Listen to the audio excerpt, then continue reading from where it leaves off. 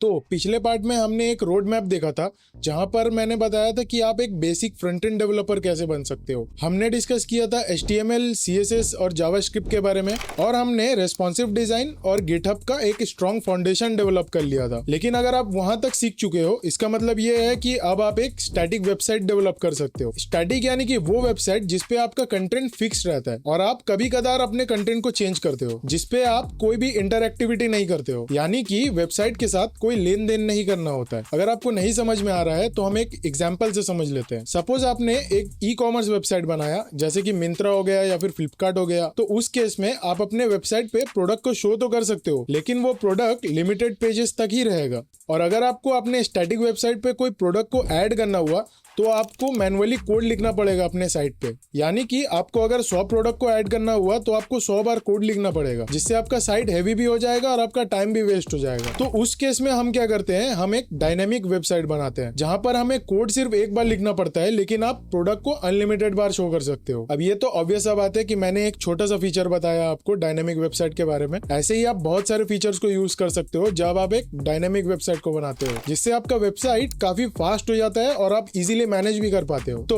अब एक static website से आगे बढ़ने का टाइम आ चुका है। तो अब हम देखेंगे रियल वर्ल्ड प्रोजेक्ट, यानी कि एक डायनेमिक वेबसाइट कैसे बनते हैं। यानी कि अब आपका रियल गेम यहाँ से शुरू होता है। और एक और इम्पोर्टेंट चीज कि आपको अपने स्किल्स को डेवलप तो करना है, लेकिन साथ ही साथ अपने प्रोजेक्ट्स को भी बनाने हैं, ताकि आप दूसरों को अपने स्किल्स को शो कर सको। तो इस वीडियो में हम अपने रोड मैप को थोड़ा सा और आगे ले जाएंगे, ताकि आप सिर्फ एक फ्रंट एंड डेवलपर बोलने वाले ना बने, बल्कि एक्चुअल में प्रोजेक्ट डिलीवर करने वाले डेवलपर बन सके। अब बहुत से डेवलपर ये गलती करते हैं कि वो इतना ही सीखने के बाद सीधा फ्रेमवर्क में जंप कर जाते हैं, जैसे रिएक्ट हो गया या एंगुलर या फिर जेंगो, और उन्हें आधी चीजें समझ में आती है और आधी नहीं। तो वो प्रोफेशनली अपने कोड को डेवलप नहीं कर पाते, क्योंकि उनको कॉन्सेप्ट ही क्लियर नहीं होता है। तो हम वो गलती नहीं करेंगे। किसी भी फ्रेमवर्क को सीखने से पहले हम कॉन्सेप्ट सीखेंगे। और मुझे पता है कि ये वाला पार्ट आपके लिए बहुत ही बोरिंग होने वाला है, लेकिन अगर आपने इस चीज को पार कर लिया तो आप बाकी डेवलपर से काफी अलग हो जाओगे और आपका अर्निंग भी उनसे ज्यादा ही होगा। ओके, सो सबसे पहले आपको सीखना है एपीआई के बारे में, कि एक एपीआई कैसे काम करता है। मैंने इस पे एक डेडिकेटेड वीडियो बनाया है, आप यहाँ पर क्लिक करके देख सकते हो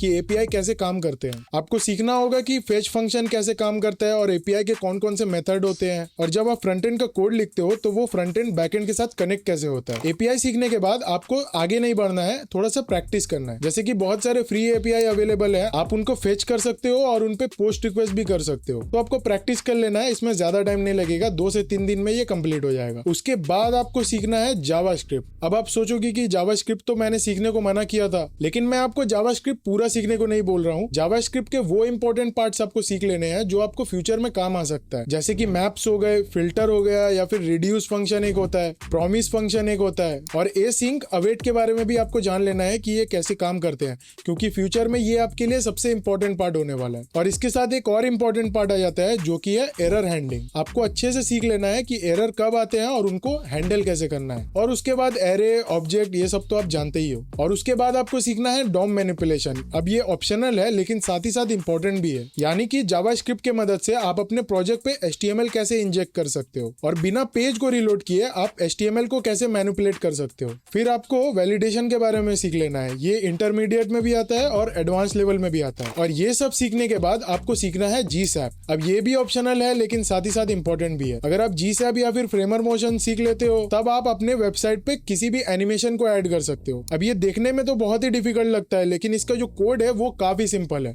मैं तो 100% रिकमेंड करूंगा कि आप इसे सीखो, क्योंकि ये एक फ्रंट एंड डेवलपर के लिए सबसे इंपॉर्टेंट पार्ट है। इसी से आप इंटरव्यूज या फिर किसी और को बता सकते हो कि एक फ्रंट एंड डेवलपर वेबसाइट के साथ क्या कर सकता है। और अब हम डिस्कस करेंगे फ्रेमवर्क के बारे में, लेकिन उससे पहले एक और छोटा सा चीज आपको सीख लेना है, और वो है स्ट्रक्चर, कि नैपबार का कोड कहाँ लिखते हैं और फुटर का कोड कहाँ लिखते हैं। ये चीज जानना आपको बहुत ही जरूरी है एक फ्रेमवर्क को सीखने से पहले। नहीं तो आप फ्रेमवर्क के अंदर कोड तो कर दोगे, लेकिन वो स्ट्रक्चर्ड फॉर्मेट में नहीं होगा। और इसके बाद एक और लास्ट चीज आपको सीखना है, वो है डिप्लॉयमेंट, कि आप अपने प्रोजेक्ट को सर्वर में कैसे डिप्लॉय कर सकते हो। अब डिप्लॉयमेंट के लिए बहुत सारे साइट्स आते हैं, जैसे कि नेटलीफाई हो गया या फिर वर्सल हो गया या फिर गिटहब पेजेस हो गया। अब जहां तक मुझे पता है कि आप नेटलीफाई पे स्टैटिक वेबसाइट को डिप्लॉय कर सकते हो, और अगर आपको डायनेमिक साइट को डिप्लॉय करना है तो आप वर्सल का यूज कर सकते हो। वर्सल एक काफी अच्छा डिप्लॉयमेंट प्लेटफॉर्म है अपने वेबसाइट को डिप्लॉय करने के लिए। आप अपने स्टैटिक वेबसाइट या फिर डायनेमिक वेबसाइट को इजीली इस पे डिप्लॉय कर सकते हो, और वो भी फ्री में। और ये सब हो जाने के बाद आप जंप कर सकते हो फ्रेमवर्क पे। अब ये फ्रेमवर्क क्या है और उसके बाद आपको क्या करना है, ये मैं आपको नेक्स्ट वीडियो में बताऊंगा, जो कि थोड़ा सा एडवांस लेवल पे आ जाता है। लेकिन इसका मतलब ये नहीं कि ये और भी हार्ड हो जाएगा। जब आप एक फ्रेमवर्क को सीखोगे तो ये जो चीजें आपने सीखी हैं ये आपको काफी इजी लगने लगेगी, और तब आप कॉन्सेप्ट को इजीली समझ पाओगे। ओके, इस वीडियो को हम इतना ही तक रहने देते हैं, मिलते हैं अगले वीडियो में। थैंक्स फॉर वॉचिंग, जय हिंद।